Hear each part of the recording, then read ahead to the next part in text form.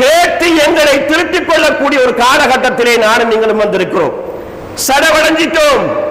2-3 வருட காலமாக அசத்தியவாதிகளுடைய பிரச்சாரம், அசத்தியவாதிகளுடைய செயற்பாடுகள், அசத்தியவாதிகளுடைய திட்டங்கள், அதிலே நொறுங்கி போன நாங்கள் இன்னும் மேலே எழும்பல்ல. அசத்தியவாதிகள் அசத்தியத்திலே சரியான கொள்கையோடு இருக்கிறார்கள். சத்தியவாதிகள் தளர்ந்து போய் கொண்டிருக்கிறார்கள். அசத்தியம் நாளுக்கு நாள் ஊடகங்களிலும் ஸ்பீச்சுகளிலும் பேச்சுக்களிலும் நாளுக்கு நாள் வளர்ந்து கொண்டிருக்கின்றது. எங்களிடத்திலேயே ஒரு விதமான ஒரு பலவீனத்தன்மை, ஒரு ஏழாமத்தன்மை, இபாதத்துக்களில் ஒரு விதமான ஒரு அசட்டை, மார்க்கத்தை படிப்பதில் ஒரு விதமான அசட்டை இருக்கின்றது. பள்ளிவாசல் தகரத்தால் அடைக்கப்பட்ட நேரத்தில் அன்பார்ந்தவர்களே, ஐவேளை தொழுகைக்கு பள்ளிவாசலுக்கு இங்க வருவார். பக்கத்திலே ஒரு பள்ளிவாசல், பிதஅத்துக்களோடு நடக்கக்கூடிய ஒரு பள்ளிவாசல், பிதஅத்துக்களோடு நடக்கக்கூடிய பள்ளிவாசல் வீட்டுக்கு பக்கத்தில். அவர் போகல்ல 5 நேரத்துக்கு மாத்திரமா சுபஹ் தொழுகை நீண்ட தூரத்தில் இருந்து குளிரோடு இருட்டோடு அந்த இடங்களை எல்லாம் தாண்டி வந்து சுன்னாவுடைய இந்த பள்ளிவாசலில் தொழக்கூடிய ஒரு காலம் அன்று இருந்தது. அன்பார்ந்தவர்களே, பிதஅத்துக்கு துணை போக மாட்டேன், பிதஅத் நடக்கின்ற பள்ளிவாசலுக்கு போய் அவர்கள் அதை செய்வதற்குரிய சப்போர்ட்டை நான் கொடுக்க மாட்டேன் என்ற தைரியம் இருந்தது, கொள்கையிலே உறுதி இருந்தது. ஆனால் அன்பார்ந்தவர்களே, அன்று வந்ததை போன்று இப்போது நானும் நீங்களும் வருவதில்லை. ஜும்மாவுக்கு நிறைஞ்சிருக்கிறோம் இந்த பள்ளிவாசல்ல, ஜும்மாவுக்கு இந்த பள்ளிவாசல்ல நிறைந்திருக்கிறோம். ஜும்மாவுக்கு மாத்திரம் சுன்னாவுடைய ஒரு பள்ளி, 5 நேரத்துக்கு பக்கத்திலே இருக்குகின்ற பிதஅத் செய்கின்ற இமாமை பின்பற்றி தொழுகின்ற பள்ளி. எங்கே எமது கொள்கை? நாம் எங்கு நிற்கிறோம்? அன்பார்ந்தவர்களே, நாங்கள் உறுதியாக இருக்கிறோமா, தளர்ந்து போயிருக்கிறோமா? தளர்ந்து போயிருக்கிறோம். பிதஅத் செய்யக்கூடிய இமாமுக்கு பின்னால் இருந்து சுபஹுடைய நேரத்திலே குனூத் ஓதப்படும் போது இவர் சேர்ந்து தொழுகிறார். தொழுகைக்கு பின்னாலே அல்லாஹ்வுடைய தூதர் காட்டி தராத திக்ர்கள் என்ற பெயரிலே கூட்டு துவா ஓதும் போது இவர் பின்னாலே இருக்கிறார். மகனையும் பள்ளிக்கு கூட்டிட்டு போறார். மகனுக்கு தெரியாத மார்க்கம். அவன் நினைக்கிறான் என்ன தெரியுமா? வாப்பா கூட்டிட்டு போற இடம் தான் சரியான இடம். 5 நேரத்துக்கே வாப்பா கூட்டிட்டு போறா இல்லையா அந்த பள்ளிவாசலுக்கு? வாப்பா கூட்டிட்டு போற இடம் தான் சரியான இடம் என்று அவனுக்கு படுகிறது, கண்ணால பார்க்கிறான். அன்பானவர்களே, நாங்க எல்லாம் ஒரு விதமான ஒரு பலவீனமான நிலைக்கு தள்ளப்பட்டிருக்கிறோம். நாங்க செய்றோம், நீங்க செய்றீங்க. அந்த வீரியமும் அந்த கொள்கை உறுதிப்பாடும் தைரியமும் எங்களை எல்லாம் கலந்து போயிருக்கின்றது. ஒரு விதமான ஒரு பதட்ட சூழ்நிலை. நமக்கு எதுக்கு இதெல்லாம்? பக்கத்தில் இருக்கக்கூடிய பள்ளிவாசல தொழுதுட்டா அங்கிருக்கக்கூடிய மக்களோட நல்ல பெயர் எடுக்கலாம், அங்கிருக்கக்கூடிய நிர்வாகத்திலையும் நல்ல பெயர் எடுக்கலாம் என்ற ஒரு மனோநிலைக்கு நானும் நீங்களும் வந்ததின் விளைவு என்ன தெரியுமா? பிதஅத்துக்களை செய்யாவிட்டாலும் செய்கின்ற இடத்தில் மௌனிகளாக இருந்திருக்கிறோம் நானும் நீங்களும். ஒரு ஜனாசா வருகின்றது அன்பானவர்களே, ஜனாசாவுடைய கடமைகளை மையவாடியில் செய்யும் பொழுது மதிப்புக்குரியவர்களே, ஒரு ஏகத்துவவாதியுடைய ஜனாசாவா இருந்தால் பிதஅத்துக்கள் இருக்காது. ஏகத்துவவாதிகள் இல்லாதவருடைய ஜனாசா உங்களுடைய நண்பராக இருக்கலாம், உங்களுடைய குடும்பத்தை சார்ந்தவர்களாக இருக்கலாம். நீங்க எல்லோரும் ஊரார் என்ற வகையில் ஜனாசாவிலே கலந்து கொள்வார்கள். அங்கே பிதஅத்துக்கள் நடக்கும் பொழுது நானும் நீங்களும் அமைதியாக மௌனித்து இப்படியே நின்று கொண்டிருக்கிறோம். அங்கே செய்ய வேண்டிய பிதஅத்துக்கள் அனைத்தும் நடைபெறுகின்றது.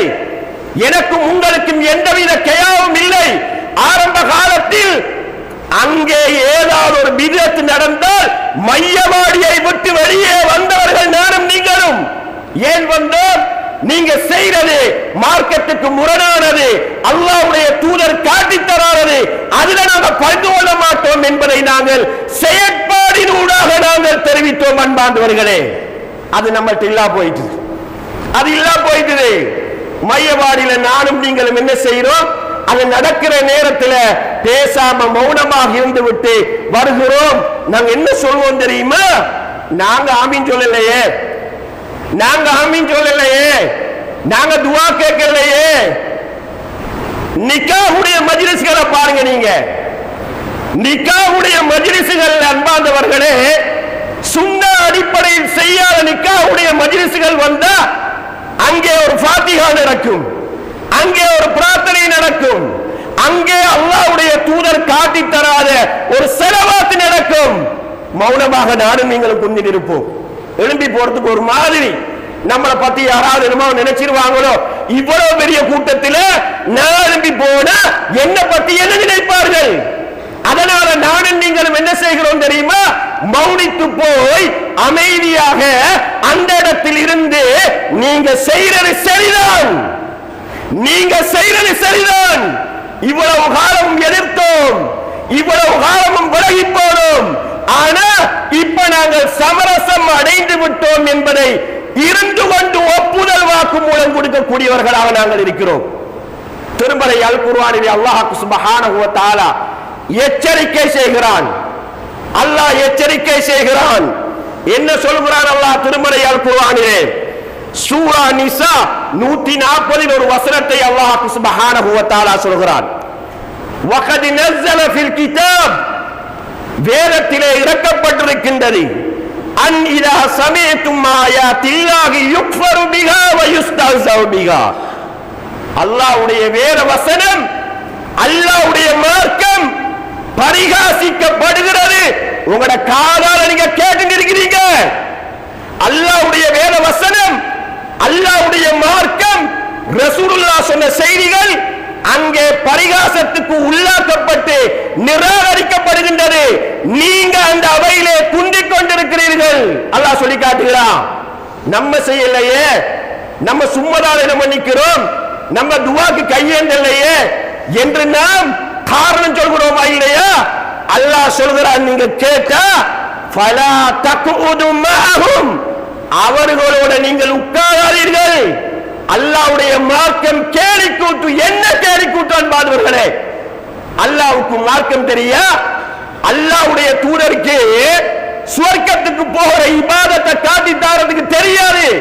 நாங்க தான் ஜனாஸால அறிமுகப்படுத்துகிறோம், நாங்க தான் நிக்காஹ் வைபவங்களில் அறிமுகப்படுத்துகிறோம், நாங்க தான் ஐவேளை தொழுகைக்கு பின்னால பள்ளிவாசல்கள் அறிமுகப்படுத்துகிறோம். அல்லாஹ்வுடைய மார்க்கத்தை கேலி கூத்தாக்குறாங்க. நீங்க கேட்டிருந்தா ஒரு ஏகத்துவவாதி, ரசூலுல்லாஹ்வை நேசிக்கிற, யதார்த்தமாக நேசிக்கின்ற ஒரு உண்மையான ஒரு மூமின், ஈமான் உறுதியாக இருந்திருக்கக்கூடிய ஒரு மூமினாக இருந்தா அல்லாஹ் சொல்கிறார் என்ன தெரியுமா? அவங்க வேற பேச்சுக்களை பேசும் வரையில அந்த இடத்தை விட்டு நீங்கள் நகர்ந்து விடுங்கள். நீங்க போகலையா? நீங்க எழுப்பி போகலையா? அது நடக்கும் போது நீங்க அமைதியா இருந்தீங்களா? நீங்க யார போல தெரியுமா? நீங்க விதத்தான காரியத்தை செய்யாவிட்டாலும் செய்கின்றவர்களை போன்றவர்கள் என்பதாக அல்லாஹ் சுப்ஹானஹு வ தஆலா எச்சரிக்கை செய்கிறார். மதிப்புக்கும் கண்ணியத்துக்கும் உரிய சகோதரர்களே, இப்ப உங்களுக்கு விளங்குது நாம் உறுதியாக நிற்கிறோமா, கொஞ்சம் கொஞ்சமாக தளர்ந்து போகிறோமா என்று. இன்னொரு வசனத்திலே அல்லாஹ் சுப்ஹானஹு வ தஆலா சொல்லி காட்டுகிறான். சூரா அன்ஆம் 68வது வசனம், வைதா ரஅய்தல்லதீன யகூலூன ஃபீ ஆயாத்தினா, எங்கட அத்தாட்சிகள்ல, எங்கட வேத வசனங்கள்ல, எங்கட மார்க்கத்தில் யாரெல்லாம் விளையாடுகிறார்களோ, யாரெல்லாம் பரிகாசிக்கிறார்களோ, யாரெல்லாம் மார்க்கத்துக்கு புறம்பான வைகளை செய்கிறார்களோ, எப்படி போடுறார் அல்லாஹ்? நீங்க என்ன செய்ய வேண்டாம் தெரியுமா? வைம்மா யன்சியன்னக ஷைத்தான், மறந்து ஷைத்தான் மறக்கடிச்சு அல்லாஹ்வுடைய மார்க்கத்துக்கு முரணாக நடக்கக்கூடியவர்கள நீங்க இருந்தா ஃபலா தக்உது பஅத ذிக்ரா மஅல் கௌமில் ஸாலிமீன், நீங்க மறந்து நிக்கிறீங்க. திடீர்னு அல்பாத்தியா ஆரம்பிச்சிட்டா, திடீர்னு ஒரு மௌலிதை தொடங்கிட்டா, திடீர்னு ஒரு ஃபாத்தியாவை தொடங்கிட்டா, திடீர்னு மார்க்கத்தில் ஒரு ஸலவாத்தை தொடங்கிட்டா, உங்களுக்கு டக்குன்னு ஞாபகம் வருகிறதா? முகம்மது நபி சொல்லாதது செய்றாங்க. முஹம்மது நபி சொல்லாதது செய்றாங்க, உடனே ஞாபகம் வருகிறது. அல்லாஹ் சொல்கிறான், அநியாயக்காரர்கள், அநியாயக்காரர்கள், மார்க்கத்துக்கு முரணாக செய்கின்றவர்கள் யார் தெரியுமா? அநியாயக்காரர்கள். உங்களுக்கு ஞாபகம் வந்துட்டா உடனடியாக நீங்க இடத்தை விட்டு நீங்கள் அகன்று விடுங்கள் என்பதாக அல்லாஹ் சுப்ஹானஹு வ தஆலா சொல்கிறார். சாதாரண விஷயம் இல்லை. ஆனா நம்ம அதெல்லாம் இழந்துட்டோம், நாம் அதெல்லாம் இழந்துட்டோம். எங்களுக்கு அதுகள் எல்லாம் இப்போ ஒரு சர்வசாதாரணமாக பேசிட்டு, அதுகள் எல்லாம் நம்ம விட்டு கொடுத்துட்டோம். அன்பார்ந்தவர்களே, ஏன் விட்டு கொடுத்தோம் என்பது நமக்கு தெரியாது.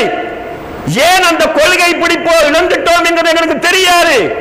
உலக ஆசையா, அல்லது நண்பர்களா, அல்லது குடும்பமா, அல்லது அரசாங்கத்துடைய அழுத்தமா, அல்லது ஏகத்துவத்துக்கு எதிராக சிந்தனை உள்ளவர்களுடைய மிரட்டல்களும் போக்குகளும் பிரச்சாரங்களும் ஏளனங்களும் நாங்கள் எல்லாம் அப்படி குந்தில் இருக்கிறதுக்கு காரணம் எங்களுக்கு எங்களுக்கு கண்டுபிடிக்காமல் இருக்கின்றது. நாங்கள் கண்டுபிடிக்காமல் இருக்கிறோம்.